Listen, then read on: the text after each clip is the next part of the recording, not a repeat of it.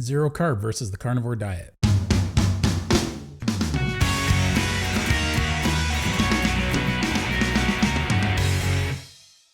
Hey, what's shaking bacon? I hope you're doing well. So a lot of people out there are doing this carnivore diet and they're finding they're getting really good results with it. There's another group of people out there that are doing a zero carb way of eating and they're getting good results with it, but maybe not all the benefits that they need. So what's the difference between the two? Because a carnivore diet is designed to be a zero carb diet. A zero carb diet still has lots of sweeteners in it, artificial sweeteners that are technically zero carb, but it keeps that sensation of sugar and sweetness in your diet. Some people can manage that really well. I did pretty well with that for a year solid. Before I ever came across carnivore, I was seeing a doctor north of Toronto who taught a zero or low carb way of eating. And the one thing you were allowed to have on that was gum, specifically Trident gum without a hard candy shell. It had to be the little sticks. And when I had that, it managed my sugar cravings. I didn't know that's what was happening at the time, but I was having, at least 2 packs a day on most days. I'd usually have 2 sticks at a time, and it would only last about an hour, maybe an hour and a half in my mouth before it would literally start to deteriorate. Remember when you were a kid, you could chew on the same piece of gum for a really long time. It lost its flavor, but you could chew on it. For some reason, this kind of gum deteriorates and it sort of just dissolves in your mouth almost all at once, like it hit a certain threshold and then it just dissolved. But that's what got me through that first year of doing zero carb. I had some vegetables in my diet that were all zero carb. And after a few months, I didn't have any sugar cravings.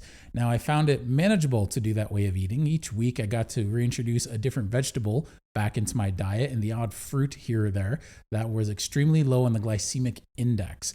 So it was virtually a zero carb diet as you went on, but for the longest time, it was strict zero carb. And I got lots of results with that. Now, unfortunately, that was also a zero fat diet. So I lost over 30 pounds a month doing that because I was probably only getting, around 1,000 calories a day.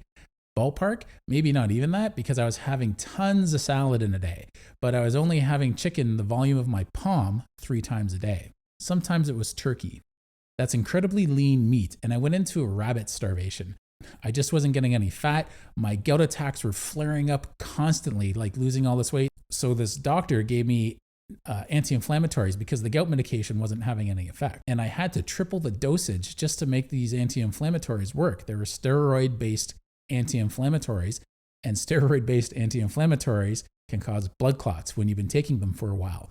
So nowadays, most doctors don't even want to prescribe them to me because I ended up having a heart attack. But you're allowed to have them within a few days, and after that, they'll get you off of them. So if something very serious is happening and they need to put that fire out, a smart doctor will say, no, it's okay. You can have that for like 2 or 3 days, but after that, we're going to have to switch to something else.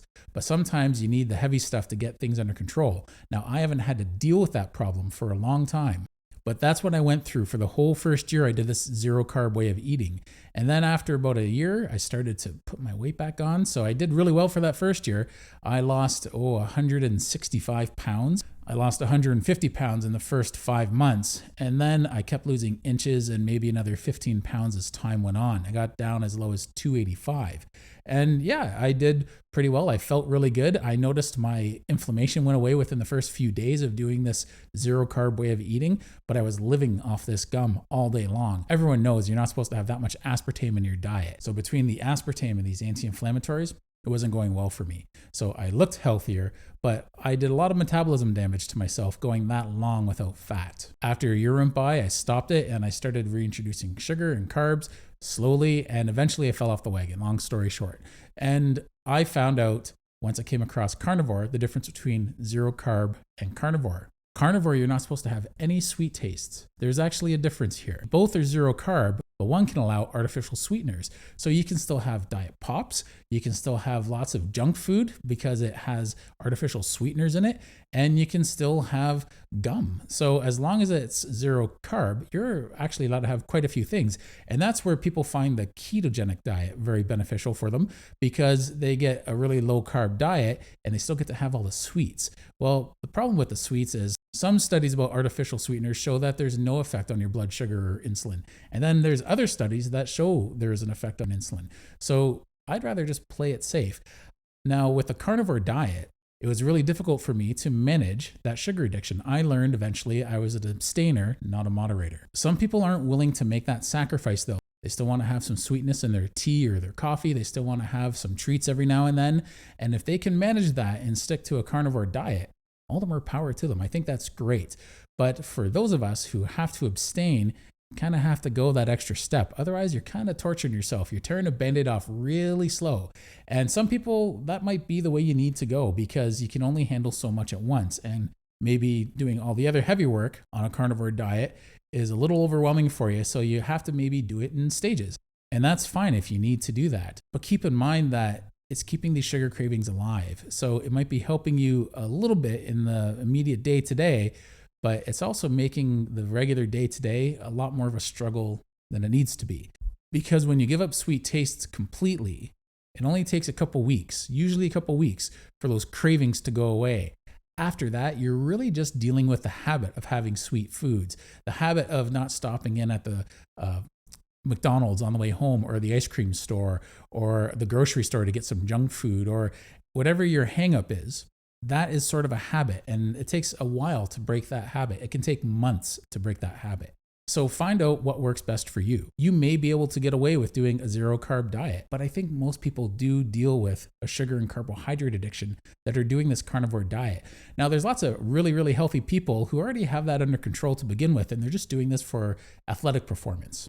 But the vast majority of people who are dealing with health problems, or they're dealing with weight problems, which is a health problem, they have to go that extra step because usually there's some sort of carbohydrate or sugar addiction involved. So a carnivore diet is supposed to be zero sweeteners as well as extremely low carb as possible. So, there's still carbs in eggs, there's still carbs in certain dairy products, but some people can manage that a little bit. So I'm one of those people, I'm not addicted to cheese in the way that I don't think about cheese. When it's not in front of me, I could care less. I don't think about it at all.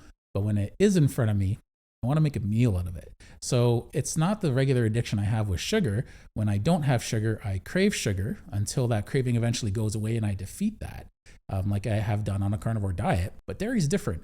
I don't think about it when it's not there, but when I'm eating it, I really have to try and focus on not having a meal out of cheese. So cheese is okay if you're just having a little bit as a snack or a little bit in your meal every now and then, maybe once a day, but it's probably not good if you're trying to lose weight. If you're at a weight stall, maybe cheese is part of the issue because there are carbohydrates in cheese.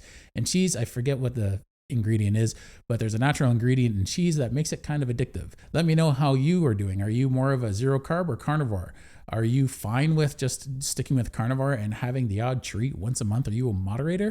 Or you find that you can actually stick with this zero carb way of eating and still have artificial sweeteners and not really struggle with any addictive issues or health issues doing a zero carb diet. I personally would recommend a carnivore diet to most people. I'm typically one of those people. It's not that it's an all or nothing thing, but I'd rather deal with that sugar addiction right off the bat, get that out of the way within the first couple weeks and try and stay full with meals that I can eat on a carnivore diet. Eventually that sugar addiction goes away. Some people might just have to keep these artificial sweeteners in their diet and try cutting them down before they cut them out. Now, I think that's a tougher road. It's a longer road. There's a real endurance battle when dealing with that. And the longer you keep that carbohydrate addiction alive, the more chance you have to slip up. But if that's what works for you, because everyone's different, if that's what works for you and you need to just keep those artificial sweeteners in there and maybe cut down to 75% and then 50% a couple weeks later and then 25% a couple weeks after that, do what's best for you. But be honest with yourself. Are you just negotiating? Are you keeping those in there because you just are trying to hold on to that sweet taste? If that's the case, I know someone that once said, people who love coffee with triple cream and triple sugar don't love coffee. They love cream and sugar. And if you can't handle your coffee black, maybe you're not as much of a fan of coffee as you think. So keep the coffee in there. Try putting some butter in there and maybe salt it. See how it goes. Some people find that really works for them. Anyway, let me know what works for you. Let me know what you're doing. Are you still struggling with carnivore? Are you doing pretty well with it? Let me know. Other people can learn from your comments. And by the way, thanks for watching this video right to the end. It really supports the channel. The YouTube algorithm really pays attention to these things. And if you skip the ads and if you watch the video to the end, or if you just stop partway through, it has an effect on the algorithm. And so I really appreciate it when you get all the way to this point and you've stuck with me. Thanks a lot and keep well.